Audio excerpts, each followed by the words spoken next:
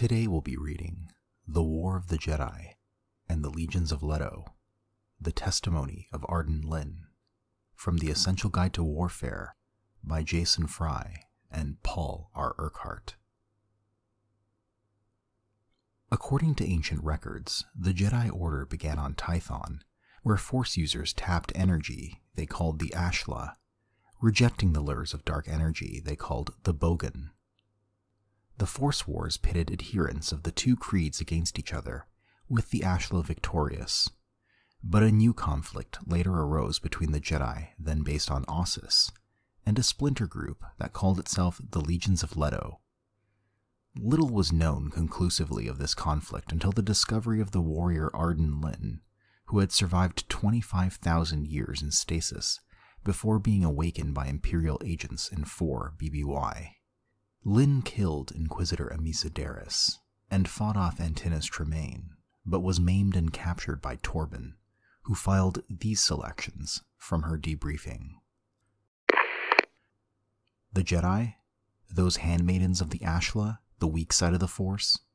For 10,000 years they sat on Tython, staring into the stars and debating the nature of the cosmos like a sewing circle of widows on Peshara.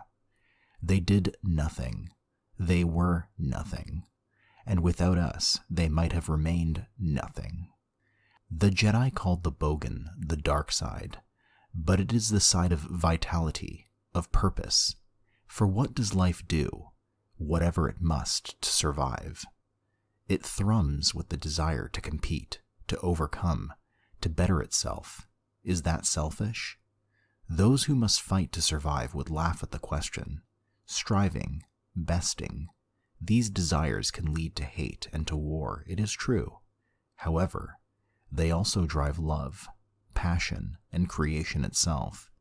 That is the Bogan, the power that drives all life, from one-celled organisms to the leviathans of deep space. The crowning joke, Xendor liked to say, was that we created the Jedi. It was the followers of the Bogan who gave the Order something to define itself against. It was the followers of the Bogan who drove the Order to shape itself into something other than a band of useless mystics. The Bogan gave the Jedi focus. It gave them purpose. It made them strong. The wars of Tython were ancient history in my time. The Ashla and the Bogan fought, and the followers of the Bogan were defeated, and so they fled Tython. They went in many directions, heeding the Bogan's commands. In some places, they discovered others who had been awakened by the Bogan and learned their traditions.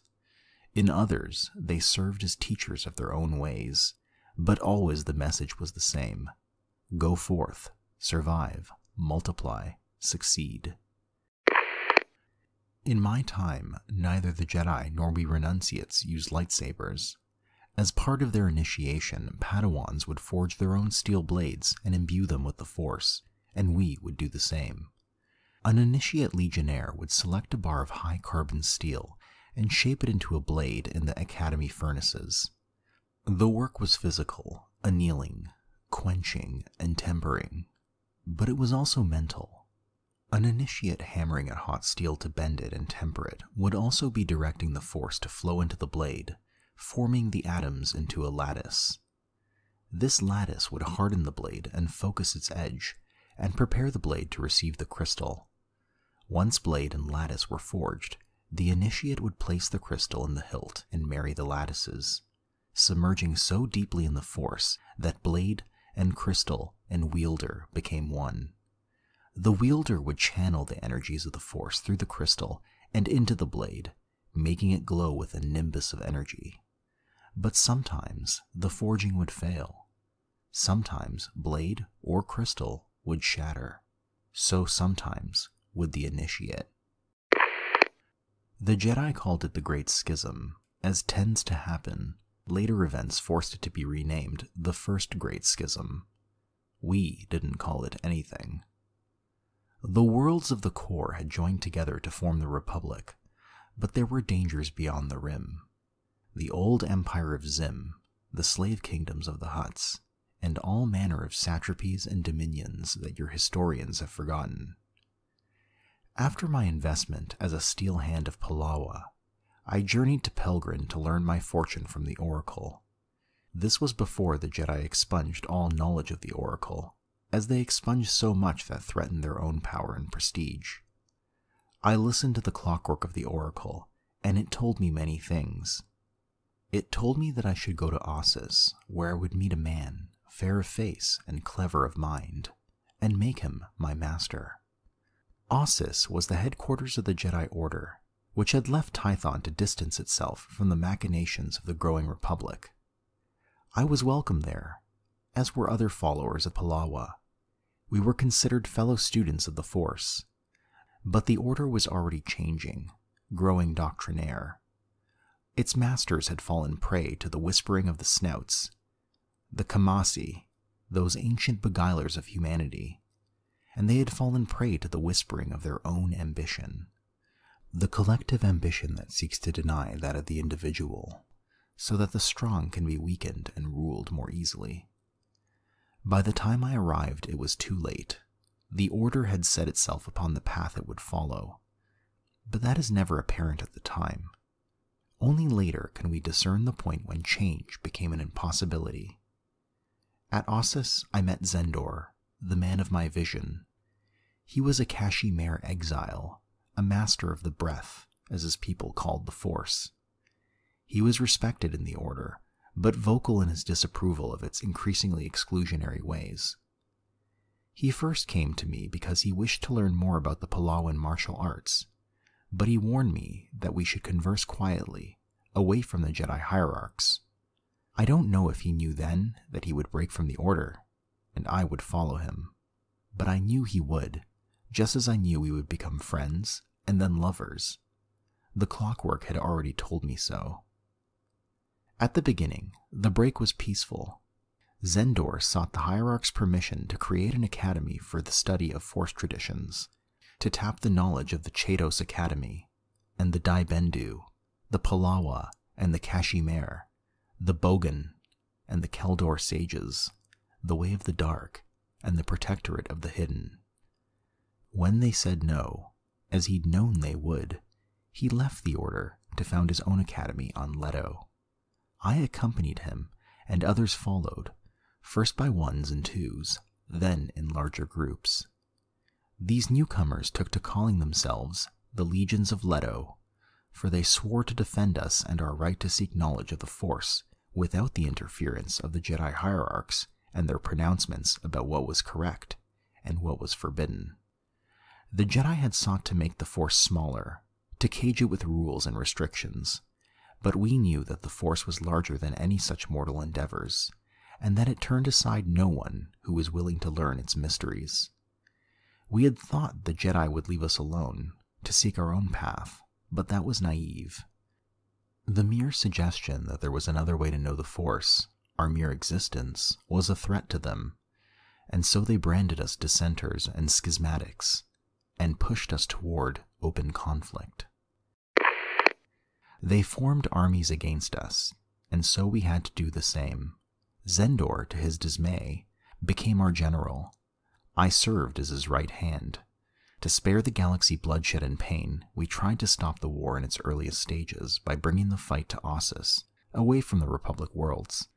We failed, and the Jedi pursued us into the core. Xendor tried to alert the Republic to its peril, to make the people see that the Jedi would cloak themselves as protectors and guardians as they waged war and took the levers of power. But he failed, and it was war on Chandrila, and Brental, then Coruscant, and Metalos. Xendor died at Columbus, as the Jedi and the armies they'd beguiled closed in. I wasn't there, but I saw it as if I had been. Adrista Pina, known as the Green Blade, was the leader of the Jedi forces. He was a good choice, a grim man and bloody-minded. He'd spent little time on Ossus, preferring to travel the ancient space lanes beyond the Rim in search of knowledge. I admired him, and so did Xendor. He was better suited to be a renunciate than a Jedi. Except, Pina had a fatal flaw. A childlike belief that order and structure were the pillars of civilization, and a refusal to see that they could become civilization's chains. What we understood as freedom, he could only see as chaos. Pina's legions had one advantage over ours. They would use the Force to fight as a collective, subsuming their individuality to a battle meld so that they moved and reacted as one. We could not match them in this. We would not match them in this. We would not fight like insects. At Columbus, Pina's armies cut off Xendor and his vanguard from the bulk of his forces, and Pina's Jedi Knights advanced on my love as one. Beside him stood the mightiest of our warriors, the likes of Sethel Asayaji and Tun Bahoy, but one by one they fell to the Jedi Hive, until finally Pina struck down my love, and his spirit fled into the dark, rather than be drunk by the green blade and destroyed. Then they came to Lettow to kill the rest of us. I knew there was no hope of victory, only of escape, and so we held Pina's armies off just long enough to seek refuge beyond the Republic's borders. I fled into the tangled stars beyond Kittle Fard, following secret ways Xendor had discovered, but the green blade followed, and I was cornered on Urquhart. I had the Kashimere talisman bequeathed to me by Xendor, the symbol of his sundered royal house, and when Pina battered the blade out of my hand, I drew upon this talisman's powers, making it a lens for my rage and sorrow, for my love of Xendor and my despair over what had been taken from us. I exploded Pina's blade, driving its shards through his body. He was ruined, and I laughed out loud to see it. But as I told you, Adrista was a bloody-minded man. He had learned to use the Force to bind and smother an opponent, to subdue one's life energies. Moricro, they called it. Even as his eyes grew dull, Pina did this to me. I felt my legs topple, my heart grow heavy and strain, my lungs flutter and struggle. I saw him die, but his spell could not be unmade. All went gray, and then black, and I knew no more. Pina had not killed me, though many times I have wished he had. I do not know who constructed my tomb or set me within it. I awoke to your faces. I awoke to find that 25,000 years had gone by. All I knew, and all I loved, curdled into history and then dismissed as myth. Not even dust remains of those who were dear to me. I have outlived planets, and the very constellations are scrambled and strange. I am alone in a way none of you could possibly imagine. Xendor told me he once journeyed to a dead world where the Force was worshipped as a triad of divine beings. The daughter was the light side, the son was the dark side, and the father? The father was the Force itself, perhaps. Xendor said he spoke with these beings, and I asked eagerly what he had discovered. He laughed at me and dismissed the question. "Even now you refuse to understand," he told me. "There are as many truths to the Force as there are hearts within which the Force manifests itself. The existence of the Triad has no more bearing on the reality of the Force than the Ashla and the Bogan, or anything I tell you, or anything you tell others. Any philosophy, creed, or religion that opens the heart to the Force proves itself to be true. My legions follow the dictates of such a creed, but that is only a demonstration of the application of power, Arden. It says nothing about the rightness of our beliefs, or the universality of our faith." I hope you've enjoyed this reading of The War of the Jedi and the Legions of Lettow, Testimony of Arden Lyn.